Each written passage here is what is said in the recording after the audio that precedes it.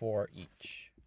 forEach is a method that's available in Kotlin whenever there's an array or list of things, and allows us to execute some code, basically do something for each thing in that list.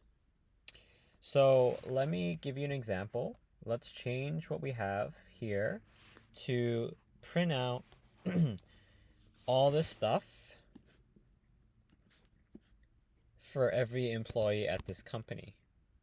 So let's say we have more than one employee. So I'm going to change this variable name to employees. And we're going to do list of, okay. And we're going to give it another employee. So employee 1 is AJ. The second employee is JT. And let's say JT is an older person.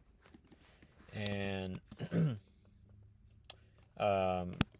US, but also Singapore. And birthday is 20 years older, right? So it's going to be 1964. Maybe just slightly different days and month. And this person is not a contractor, okay? So that's the employees. And what we're going to do here is we're going to say, instead of greeting string being this, we're actually going to loop through each employee and print it out. So instead of just doing this once for one employee, we're going to do that for each employee. So we've got employees.forEach. And then you can do a open brace or open curly brace and a close curly brace. Okay?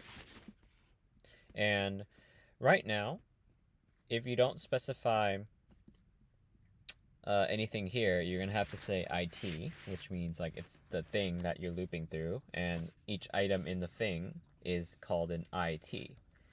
But if you want to be a good software engineer and you want to have some good naming conventions and make this code more readable, it helps to give it a name, right? So you can give it employee, you can make it, even item, and then you'll change all this to item.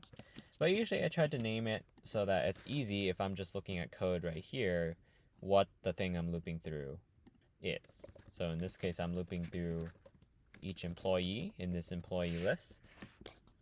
And I'm going to print out